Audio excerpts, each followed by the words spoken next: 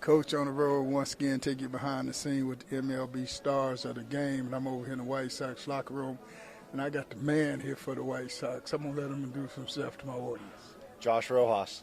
Josh R. How we doing? Good, how are you? Just fine. Taking our audience behind the scenes of what it's like being a major league player. So what's this big league journey been like for you? Man, it's been awesome. It started, with getting drafted in 2017. Grinding through the minor leagues for a couple years, getting traded, debuting. And then from there, it's just, finding a way to stick, trying to find what teams need and do what you can to stay in the lineup. So, I hear a lot of major league players say grinding through the minor leagues. What does that word mean? It's a lot different than college, It's in some spots, depending where you are, it's a tougher grind than college. With college, you kind of everything's taken care of. You're told when to be, where you need to be, and when to, and given a ride to there, and it's kind of more, regimen. Everybody's telling you what to do, and then you kind of get to the minor leagues, and you got long bus rides. You're pulling up to the city you're about to play in at 3 a.m. You got to get a quick sleep in, show up to the yard, and figure out what you need to do to get better every day. So you know anything about this thing they call peanut butter and jelly? Oh yeah, tons of PB&Js in the minor leagues. You show up to some minor league parks and the food doesn't even look edible. So when in doubt, you make yourself a little ham and cheese or a little PB&J, and that'll get you through the game.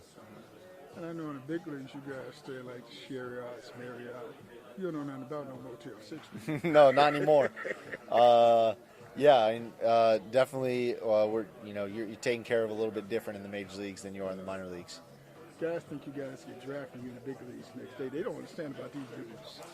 No, yeah. I was in the same boat. I got drafted. I didn't think I was going to the minor leagues, but I didn't really know much about the minor leagues and how many levels there were and different places I'd go. I know the first place they sent me was New York, and I was New York Penn League, and I had no idea what I was getting myself into. And I was living off a $2 slice of pizza there for a couple weeks. So it's a if you don't know much about it, when you get into it, you learn pretty quickly that you want to get out of there as fast as possible. And I think from Chris Sale, I heard about 5-6 guys in a one-bedroom apartment with airbags in the closet, the kitchen. Yeah, so luckily when I was drafted, we had the spots I was in, we had host families. But my first experience with that was in AAA when I got to Round Rock. You're in charge of your getting your own housing. Mm-hmm. And that minor league salary back then, it's a lot different now, but that minor league salary back then you were trying to save every penny you could. So yeah, we had a 2-bedroom apartment. I think we had 6 guys in a 2-bedroom apartment. So they might not believe you. yeah, we had 6 guys in a 2-bedroom apartment. So there was a few guys in the living room with some blow-up mattresses, and 2 guys in each bedroom. So it was we didn't think anything of it at the time. We just knew we were saving money, so that's all that mattered. Young and having fun back then. That's right, yeah. You're hanging out with the boys, so none of us had families at the time, so it was all good for us. So what is it like when you all of a sudden cross that threshold, get that call, you go into the big leagues? What was it like just getting to the ballpark? I heard a lot of adventures from some guys. Yeah, I think the first experience I had was, right when I got called up. I show up to the airport.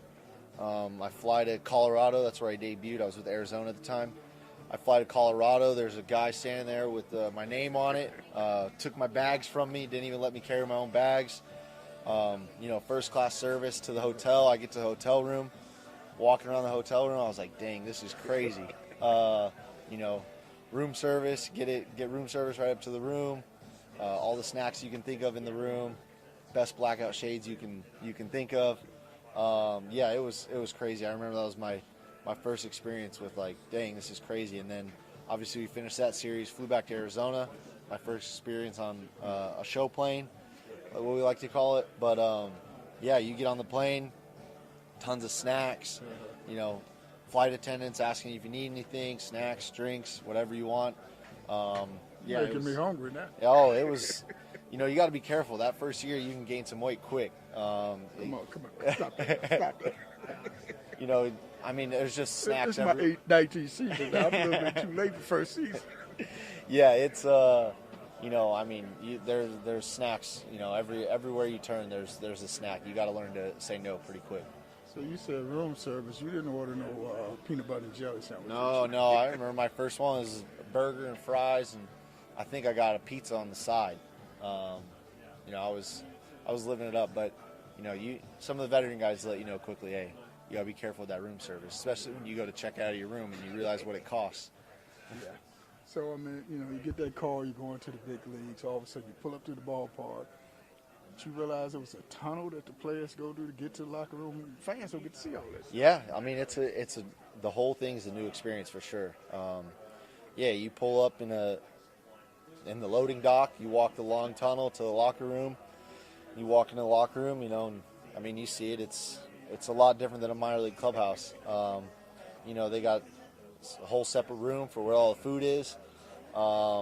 It was a cool experience that I'll never forget to this day. So you get introduced to all this media and cameras around all the time.